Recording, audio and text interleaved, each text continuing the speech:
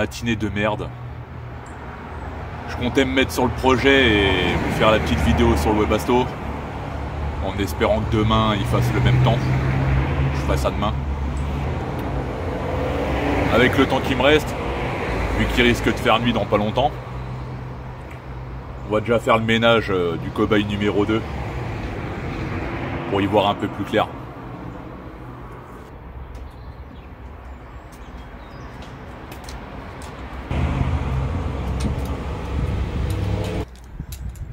C'est con parce qu'il faisait un super temps.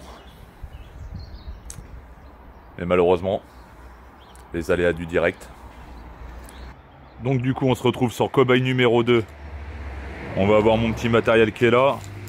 Est-ce qu'il y a une des clés qui marche déjà? Non. Bon, déjà les fermetures centralisées à la clé, c'est pas ça.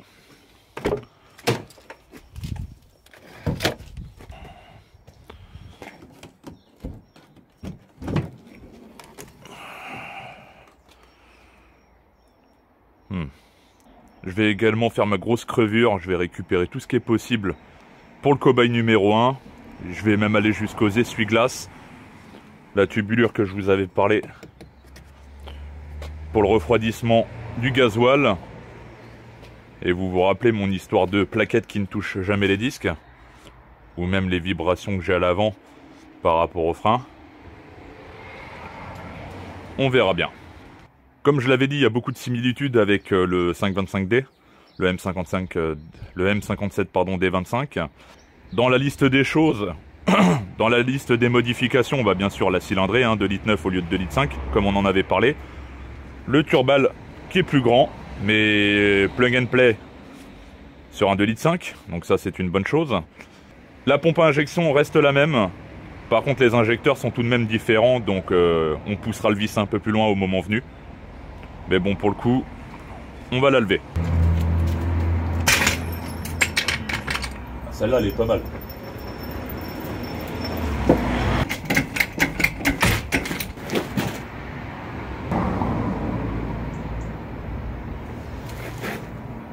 Vu déjà comment je vois les tresses d'échappement là-bas, comment elles ont travaillé,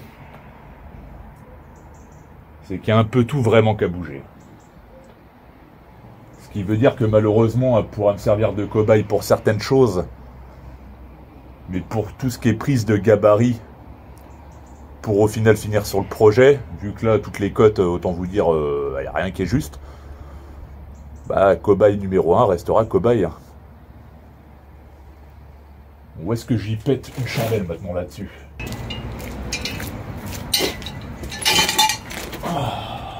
Je sais pas pourquoi, je sens que mes chandelles vont rester dessus pendant un petit moment.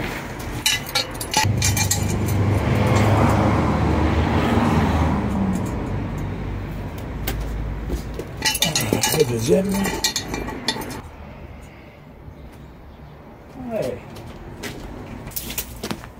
Bon, elle est bien posée sur ces tampons de levage. Donc on va pouvoir commencer gentiment. Bon, pour le pare-choc, normalement, il y a un habillage. Enfin, même pas sur les packs M, je crois que c'est directement comme ça. Mais je sais que sur les packs basiques, luxe, faut virer les petits caches pour avoir accès aux deux vis qui tiennent le pare-choc. Bon, là, à savoir que bon, les passages de roues, je pense que ça va pas trop forcer pour venir. Mais en gros, c'est des T50 en Torx.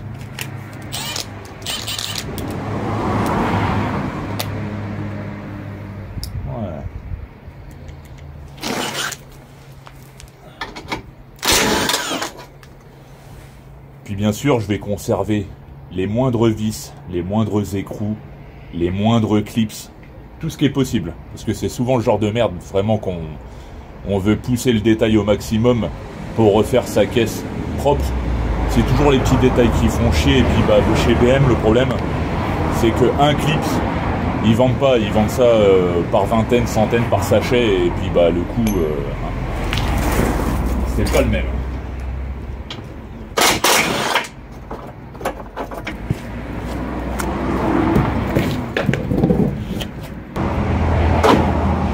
Ça, je le prends.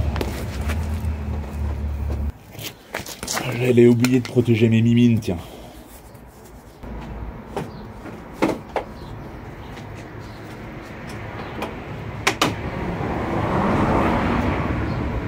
pensais que c'était glissé, donc ça c'est propre. Côté gauche.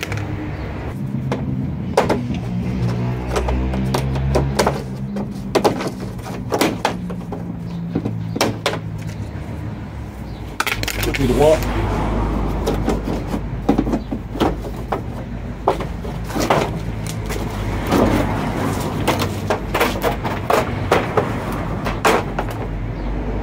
Vous voyez ça, c'est l'une des raisons pour laquelle je m'étais intéressé fortement à l'admission d'air sur les E39, mais on y reviendra.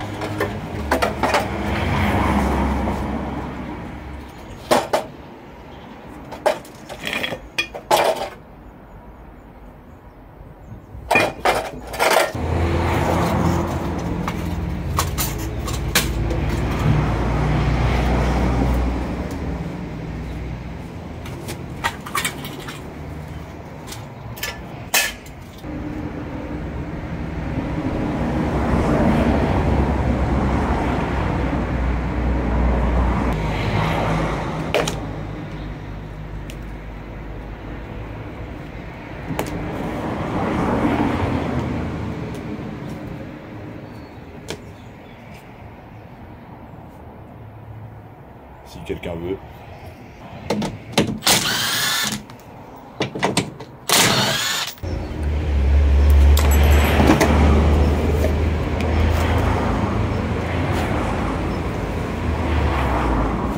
Ça c'est bon. Oh.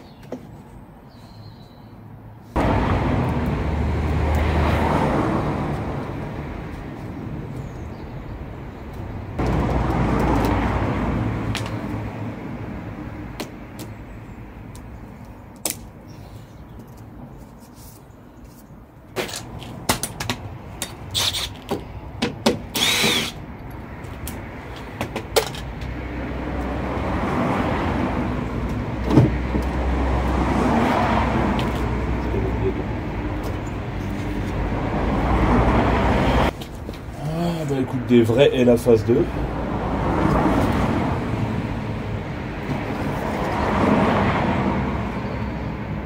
Un bon rafraîchissement. Et puis c'est reparti.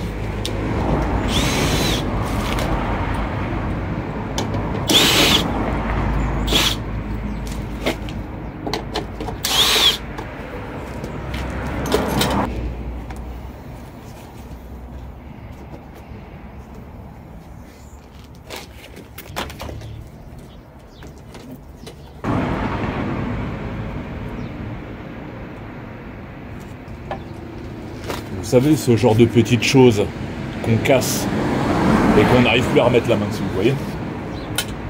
Par exemple.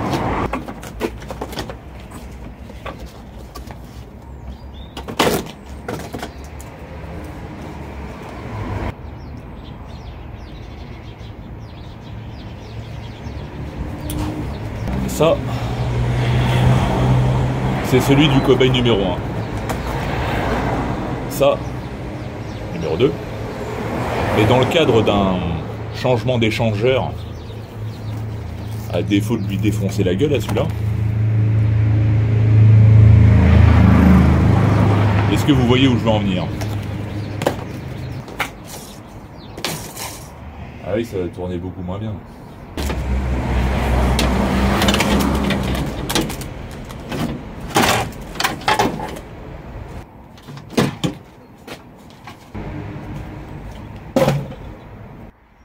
Bon, petit point de situation, les phares sont ok, la partie là-bas est morte, ça on va garder, Il y a des parties qui sont ok à ce niveau-là. Là, je vais tenter de récupérer au moins le moteur du SPAL. Ça, c'est de la ferraille. Et là-bas, le bout de pare-choc qui reste, le renfort est ok. Sinon, le plastique est abéné. Sur le véhicule lui-même, bon bah, le radiateur de clim a pris cher, ainsi que les changeurs. J'ai l'impression que ça a travaillé au niveau des longerons ici. Et là également. En dessous, ça a quand même bien pris cher. Alors déjà, ça a arraché la rotule de direction de la crémaillère proprement. Puis ça se voyait que c'était pas vieux. La biellette également qui a arraché. Bah là, ça tient plus que par la suspension. Hein. De toute façon, il n'y a plus que ça qui tient la roue. On peut voir qu'une partie du berceau ici a été arrachée en même temps que le bras de suspension qui est pris dessus. Pareil là-bas, au même titre que celui-là d'ailleurs. Donc ouais, ça a tapé quand même. Ça a dû taper sec quand même. Hein. Et puis là-bas, on peut voir, comme je vous parlais, les tresses d'échappement qui ont gentiment travaillé. Donc le moteur a bougé avec le berceau. Donc là, je vais récupérer la fameuse tubulure de refroidissement gasoil, les essuie-glaces, et après je vais faire le ménage dans le coffre aussi. Elle sort de là, mon petit. Je crois que ça tient que par ça d'ailleurs.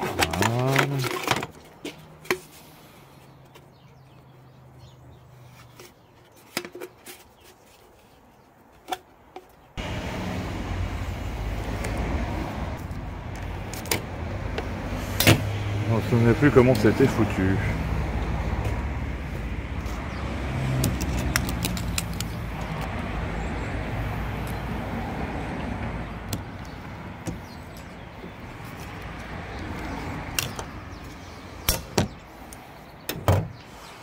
Voilà. Puis tiens, je vais en profiter pour faire le tri. Bah déjà de ça.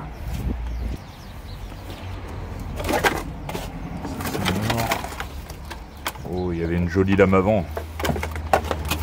Elle est morte.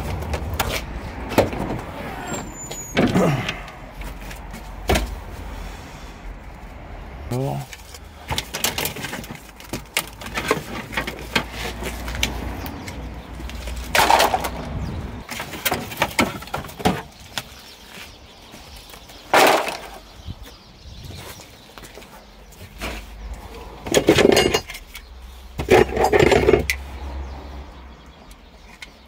Et ça, je sais plus ce que j'avais dit pour le coffre là, mais non, c'est adaptateur pour le poste, ça. Ça, je peux garder.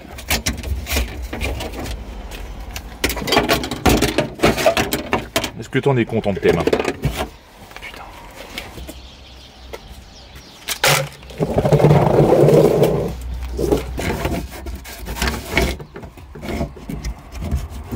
Elle avait été un peu mangée quand même par la rouille.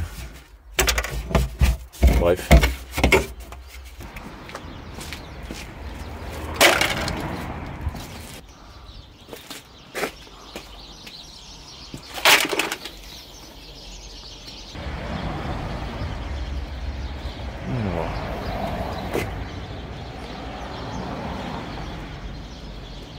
Vu qu'il va faire nuit, je crois que ça, je ferai ça demain.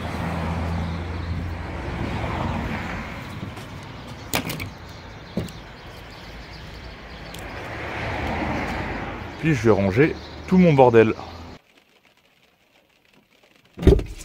Oh, le temps de merde, c'est décollé. Jour 2. Il fait un temps de merde. Quoi? Ouais. Je commençais à avoir le même style que mes fringues pour bricoler. Donc ça mettait en péril ma situation familiale. Tu vois? Donc ouais, un brin de propre, on en profite pour d'avoir du temps avec ce temps de merde. Et du coup, par rapport à ce que vous aviez vu jour 1, on a commencé à démonter gentiment On a commencé à démonter gentiment la face avant et tout ce qui traînait, même dans le coffre, faire un brin de propre. Puis on va commencer à arriver à des choses intéressantes. Voir réellement qu'est-ce qui a bougé au niveau motorisation boîte. Parce que bon, la boîte elle a bougé, hein, clairement, c'est la tringlerie qui a subi. Puis on va avancer comme ça. Aussitôt que j'y pense. Je l'ai pas passé au diag celle-ci. Bon, sachant que j'ai déjà démonté les phares et des choses comme ça. Mais on va regarder d'un point de vue électronique. Qu'est-ce que ça dit?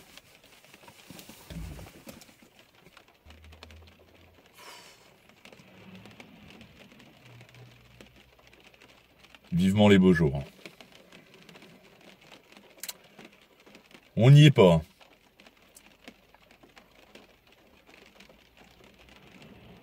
Je rêverais tellement d'avoir un hangar. Mais bon, au même titre que ma ganache et mes fringues, j'aurais plus de vie familiale. Donc, diag. Sûr si je mets pas le contact.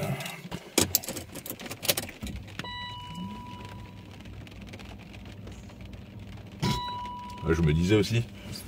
S'il me met que le manque de lave-glace, ça m'aurait surpris aussi. C'est parti. Bon, en attendant ce petit diag qui me permettra de voir, c'est surtout au niveau du préchauffage que je m'intéresse à l'électronique là. Parce que comme vous le savez, le préchauffage est en défaut sur le cobaye numéro 1, la grise. Et je compte régler ce problème là, à moindre coût. Grosse pince. Et du coup, même au freinage. Bon, après le freinage avant, au vu du choc qu'il y a pu avoir, récupérer les disques, je suis pas trop tenté. Par contre, ceux à l'arrière, surtout le fameux étrier droit, arrière droit qui... avec les plaquettes qui ne touchent jamais le disque, ça peut être intéressant par contre. Récupérer l'étrier, changer le disque. Au moins on verra si cela règle le problème. Et puis vu que j'aurai l'étrier de celle-ci dans les mains, on pourra regarder un peu plus précisément ce qui pose problème. Bon, comme vous avez pu le voir, hein, la face avant, ça se démonte tout seul, hein, c'est du Lego. C'est ce que j'aime d'ailleurs sur ces véhicules-là, c'est que tout se fait plutôt bien. On a accès à tout rapidement. En peu de temps, on peut démonter une face avant. Et encore là, j'ai fait pièce par pièce, mais sinon vous pouvez embarquer le panneau complet. Mais j'ai même pas remonté les essuie-glaces ou la tubulure pour le refroidisseur de gasoil. J'ai rien remonté dans le coffre. Les deux capuchons arrière du pare-choc non plus. C'est tellement chiant d'être dépendant du temps. Mais bon, on va pas se plaindre. J'ai quand même de la place, une fosse.